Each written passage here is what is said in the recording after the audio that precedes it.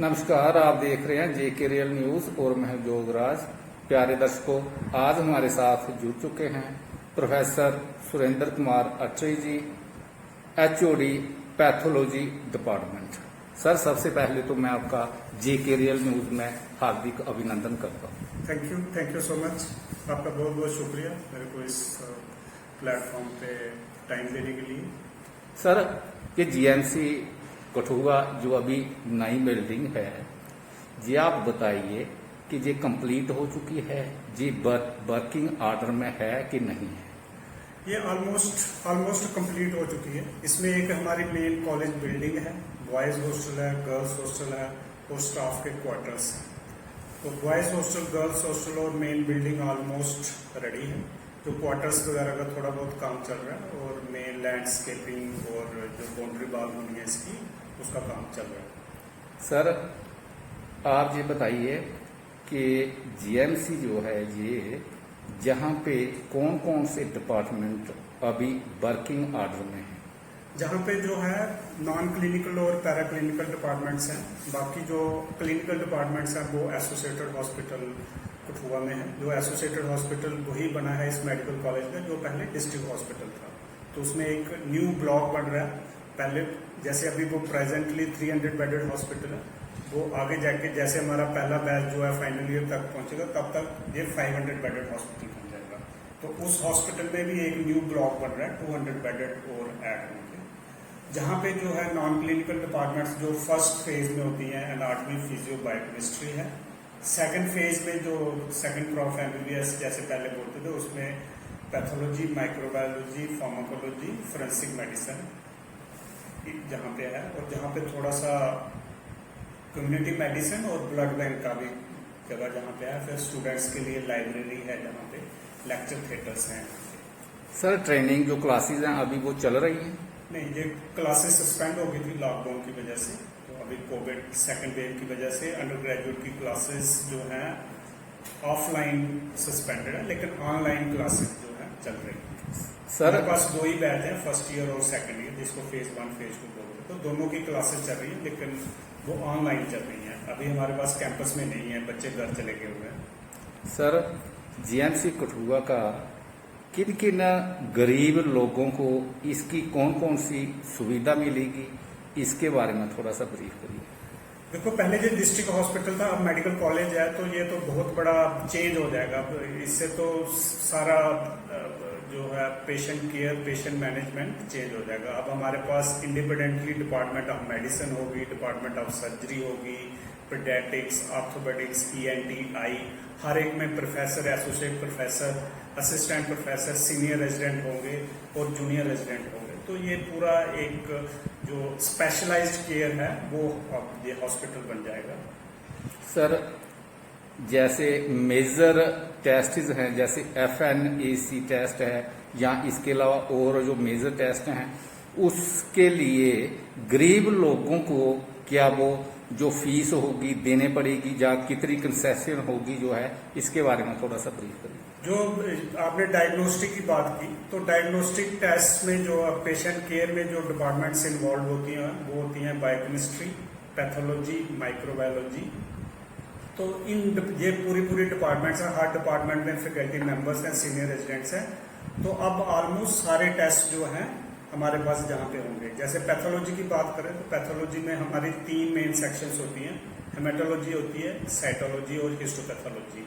Haematology में हमारे पास analysers जो सेल काउंटर्स होते हैं, कोगुलोमीटर्स सारे हैं। तो हम हेमेटोलॉजी पूरी कर रहे हैं। रही बात FNAC की बात की आपने, उसको साइटोलॉजी बोलते हैं। हम साइटोलॉजी भी कर रहे हैं, FNAC भी कर रहे हैं, बोन मैरो भी कर रहे हैं, जो कि हेमेटोलॉजी में आएगा। और हिस्टोपैथ का भी हमने सारा सामान वगैरह आ गया हुआ है। बट अनलकीली जैसे हमारा सामान आ गया और हम लोग स्टार्ट करने वाले थे लैब, तो कोविड आ गया, क्योंकि 31 मार्च से पहले सारा सामान हमारे पास हिस्टोपैथ का आ गया था। तो बट हमने हिस्टोपैथ शुरू कर दी है, लेकिन कोविड की वजह से वो इतना ज़्यादा हो नहीं रहा, क्योंकि रूटीन सर्जरीज वगैरह सस्पेंडेड है।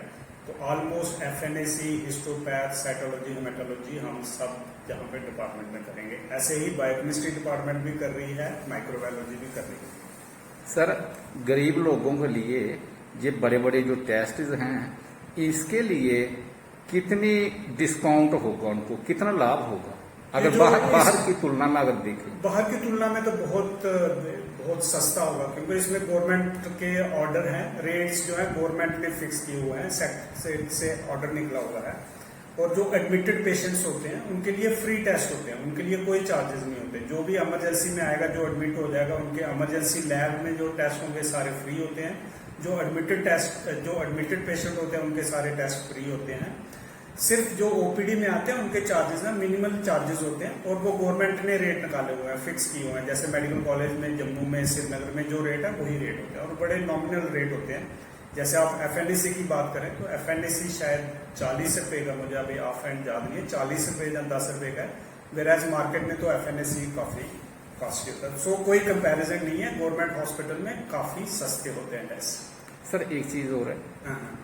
सर, जो ब्लैक फंगस अभी चल रहा है इसके बारे में थोड़ा सा आम जनता को थोड़ा सा डायरेक्शन दीजिए कि इसके सिम्टम क्या हैं और इसकी प्रिकॉशंस क्या हैं, इसके बारे में। देखो, जो ब्लैक फंगस, जो हम इसको मेडिकल टर्म में म्यूकोरमाइकोसिस बोलते हैं। म्यूकोरमाइकोसिस जो होती है एक अपॉर्चुनिस्टिक इन्फेक्शन है। ऐसे नॉर्मल कमेंसर होता है हमारी बॉडी में, बट जब हमारी रेसिस्टेंस कम हो जाती है तो ये ओवर ग्रोथ करने लग पड़ती है। और कोविड की वजह से, शायद कोविड के साथ, कोरोना वायरस के साथ इसका कुछ रिलेशन है, उन पेशेंट्स में थोड़ी ज्यादा हो रही है जिनको हुआ, या जो रिकवर कर रहे हैं। और शायद उन पेशेंट्स में जिनमें हमने स्टेरॉइड एक दवाई देते थे ताकि उनमें साइटोकॉम स्ट्रांग नहीं हो और उनका जो इंटरस्टिशियल निमोनिया होता है वो जल्दी से हील हो जाए, हम स्टेरॉइड्स दे रहे थे और उसके काफी अच्छे रिजल्ट्स थे। तो शायद उन पेशेंट्स में जिनको हम स्टेरॉइड दे रहे हैं, या जिनकी इम्यूनिटी कम है, इम्यूनोसप्रेसिव ड्रग्स पे हैं, या जिनकी शुगर कंट्रोल नहीं है, जिनकी शुगर बहुत ज्यादा है, स्टेरॉइड से भी शुगर बढ़ जाती है, तो उनमें ये म्यूकोरमाइकोसिस हो रहा है। अब म्यूकोरमाइकोसिस की ये प्रॉब्लम है कि ये वेसल्स को इन्वेड करती है, तो ऐसे ये जल्दी से हमारे नोज से फैलती है, वेसल्स को इन्फिल्ट्रेट करती है, तो हमारे आई में चले जाती है और ब्रेन में चली जाती है।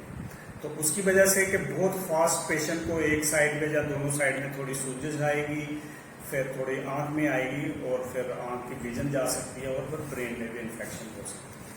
तो ये इसका है। बट अगर किसी भी पेशेंट को थोड़ा बहुत भी लगे कि उसकी एक फेस पे या आई में थोड़ी स्वेलिंग है, तो उनको इमीडिएटली डॉक्टर के पास जाना चाहिए, हॉस्पिटल में आना चाहिए, और इसकी पूरी ट्रीटमेंट है। ये पहले भी होती है, ये नहीं है कि ये अभी ही हो रही है, बट पहले इसका इंसिडेंस बहुत कम होता था।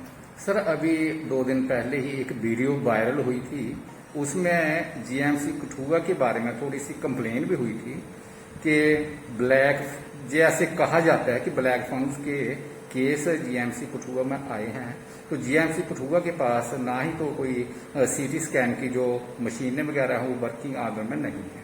कुछ डॉक्टरों का ये कहना है कि ब्लैक फंगस को डिक्लेयर करने से पहले इसकी सीटी स्कैन जो है वो होना जरूरी है, उसके बगैर नहीं होता है। इसके बारे में सर बताएं। सीटी स्कैन हेल्प करता है डायग्नोसिस में, बट क्लिनिकल इंप्रेशन से भी, अगर क्लिनिकल इंप्रेशन हो के हमें ये लग रहा है क्लिनिकली, अगर डॉक्टर को लगे कि म्यूकोरमाइकोसिस हो सकता है, तो उसकी बायोप्सी लेके, उसका स्वैब लेके, QH टेस्ट करके डायग्नोसिस किया जा सकता है। But definitely for confirmation of diagnosis CT scan बहुत हेल्पफुल होता है। सर सीटी स्कैन के बिना ये पता लगाना ब्लैक फंगस के ये डिक्लेरेशन का, ये क्या पॉसिबल है? हाँ, बिल्कुल पॉसिबल है। जैसे नोज में आप सस्पेक्ट कर रहे हो, नोज से आप बायोप्सी लो, हिस्टोपैथ करते हैं उसकी, हम बायोप्सी करके उसका पीस निकाल के उसको हम HND स्टेनिंग करके उसका स्लाइड्स बनाते हैं, उसमें स्टेन करते हैं, जैसे पास स्टेन करते हैं, सिल्वर मेथनामिन स्टेन करते हैं, उससे कंफर्म हो जाता है कि ये फंगस है या नहीं है, और अगर ये फंगस है तो कौन सी टाइप की है। और भी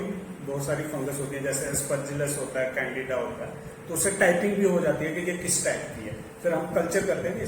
सीटी स्कैन सिर्फ ये हेल्प करेगा कि ये कितना फैला हुआ है, कि नोज से ये कहीं आईज में तो नहीं चली गई है, ब्रेन में तो नहीं चली गई है, बट वो फिर क्लिनिकल फीचर से भी हो जाता है। जैसे पेशेंट का अगर विजन में प्रॉब्लम आ रही है या उसके सेंसोरियल में प्रॉब्लम आ रही है, तो उससे हेल्प हो जाएगी। सर अभी आम जनता की ये आवाज है कि जितने भी GMCs हैं JKUT में या सेंटर हैं, सब सेंटर में हैं, उनमें जितना भी जो स्टाफ है वो आम जनता के हक में वो अपनी सेवाएं दे रहा है, ट्रीटमेंट अच्छा हो रहा है। जितने भी डॉक्टर्स हैं जो भी असिस्ट करते हैं इसको मेडिकल को, वो काफ़ी उनका आम जनता के लिए योगदान है।